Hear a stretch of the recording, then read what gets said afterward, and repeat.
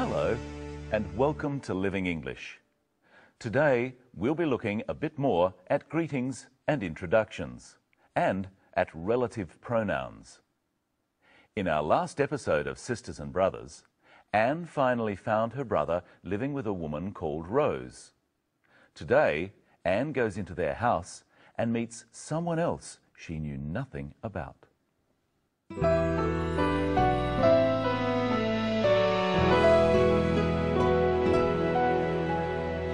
David hasn't told me very much about his family. I'm so sorry. And I feel very bad about not contacting you. I just can't believe it. I was looking for you, thinking that something terrible must have happened, and here you are playing house. There's someone you should meet.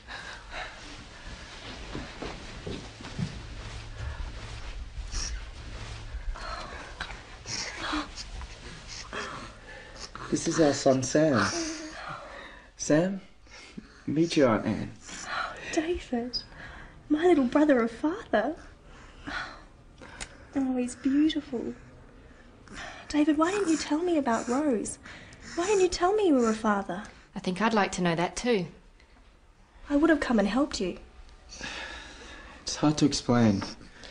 I have some friends outside who helped me find you. I think you need to tell us all what happened. I'll go and get them.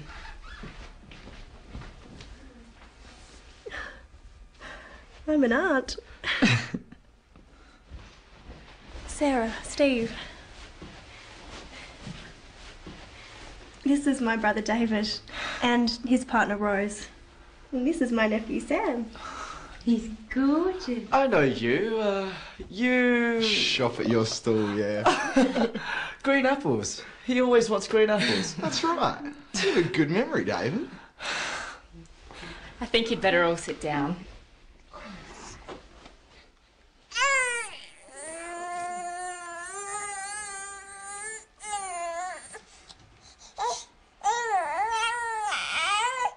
Well, that was unexpected. Imagine suddenly finding out that you have a nephew, that your brother or sister has a son. In our last episode, we looked at introductions. Let's refresh our memories. Sarah, Steve. This is my brother David and his partner Rose. And this is my nephew Sam. This time, Anne introduces two groups of people instead of just two people. Remember to name the people you are introducing and then tell them who the others are by saying, "This is." Listen again and then repeat it with the clip. Sarah, Steve. This is my brother David and his partner Rose. Sarah, Steve.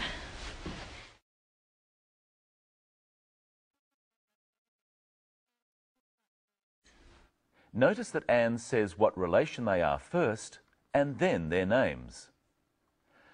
Pretend that you have a sister called Anne who has a husband called Mike. Introduce Anne and Mike to two people called Brenton and Michelle. Brenton, Michelle. Brenton, Michelle, this is my sister Anne and her husband Mike. We're going to talk some more about relatives later. But first, I'm going to tell you about some words called relative pronouns. Most of them start with a w sound. Listen out for one in this clip. I have some friends outside who helped me find you. I have some friends outside who helped me find you. Who is the relative pronoun. We've talked about these words before on Living English. A relative pronoun is a word that's used instead of the noun being talked about. Who is used to refer to some friends. We use words such as who when we want to say something else about people, to say who they are. The people in our story are called the characters. Who is Anne? We could say that Anne is the character who has found her brother. You try some. First, here's an example. Sarah is Mark's wife. Sarah is the character who... Sarah is the character who is Mark's wife. Okay, let's start. Mark is Sarah's husband. Mark is the character... Mark is the character who is Sarah's husband. Sam is Anne's nephew. Sam is the character... Sam is the character who is Anne's nephew. David works at the market. David is the character...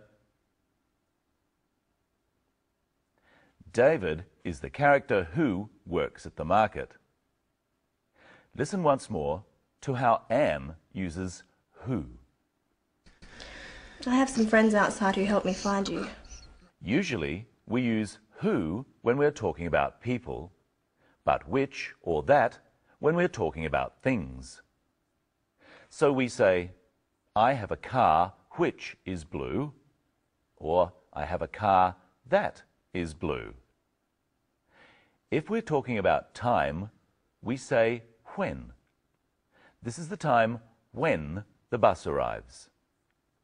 And if we're talking about a place, we use where. This is the place where the accident happened. Now see if you can use the right wh word. I have a bicycle is red. I have a bicycle which is red. This is the shop. I buy apples. This is the shop where I buy apples. I drive home at 7. The traffic is not as bad. I drive home at 7 when the traffic is not as bad. Now let's look at the moment when Anne learns she has a nephew. This is our son, Sam. Sam, meet your Aunt Anne. David, my little brother of father. It's time to introduce Michelle. Everyone, this is my co-presenter, Michelle Crowden. Hello, everyone. What are we going to talk about today? Relatives and relative pronouns. First, I have some questions for you, Brenton. Okay. If Anne is baby Sam's aunt, then Sam is Anne's what? Sam is Anne's nephew. What if Anne was the aunt of a girl? David's daughter would be Anne's what? David's daughter would be Anne's niece. Okay. If Anne had a child, what relation would it be to Sam? It would be Sam's cousin. Would it matter if it's a boy or a girl? No, we say cousin for boys and girls. The children of brothers and sisters are cousins to each other. All right. If Anne has a son, a boy, it would be David's nephew. David would be that child's what? David would be that child's uncle. We call people who are cousins, aunts, uncles, nephews and nieces our extended family. I'm going to ask the audience some questions about Sam's immediate family, the people he is most closely related to. Rose is Sam's mother. David is Sam's father. Sam doesn't have any brothers and sisters yet, so that's his immediate family. Now for his extended family. Anne is Sam's aunt. What about Anne and David's mother and father? They're Sam's grandmother and grandfather. Now for some questions from Anne. David, why didn't you tell me about Rose? Why didn't you tell me you were a father? You'll have to watch the next episode to find out the answers. Now listen to Anne say to her brother what he should do. I think you need to tell us all what happened. She used another of the w words. Listen again. I think you need to tell us all what happened. You need to tell us all what happened. What can be used in a sentence that's not a question. It means the things that. You need to tell us the things that happened. She's talking about David going missing. I think he should tell us too. We use the phrase, tell us what happened, a lot. It's a way of asking for the full story about something. And we want to know the full story of why David went missing. Now I want to see if you can use what. I'm going to show you some sentences with a missing word.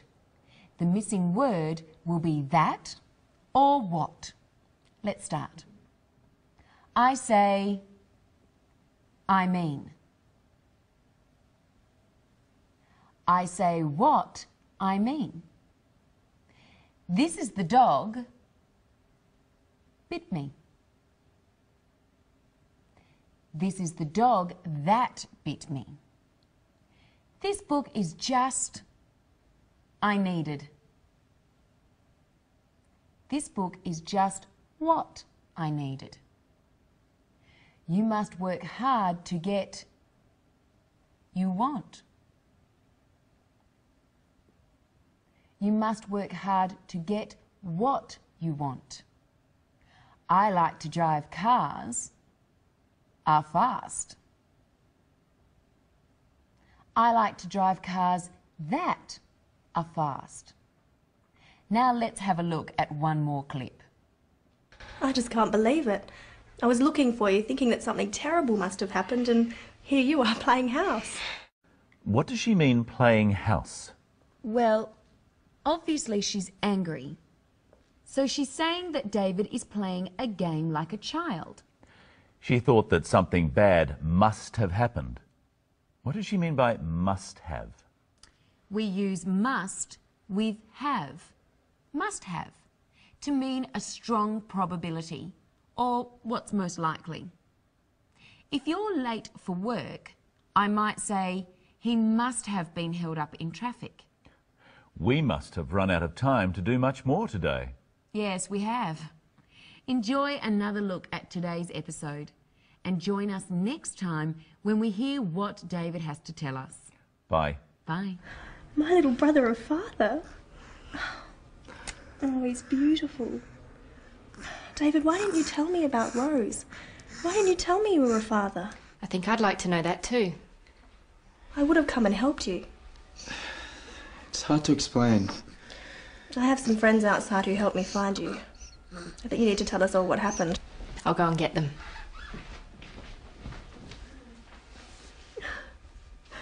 I'm an aunt. Sarah, Steve. This is my brother David and his partner Rose. And this is my nephew Sam. He's gorgeous. I know you. You... Shop at your stall, yeah. Green apples. He always wants green apples. That's right. You have a good memory, David. I think you'd better all sit down.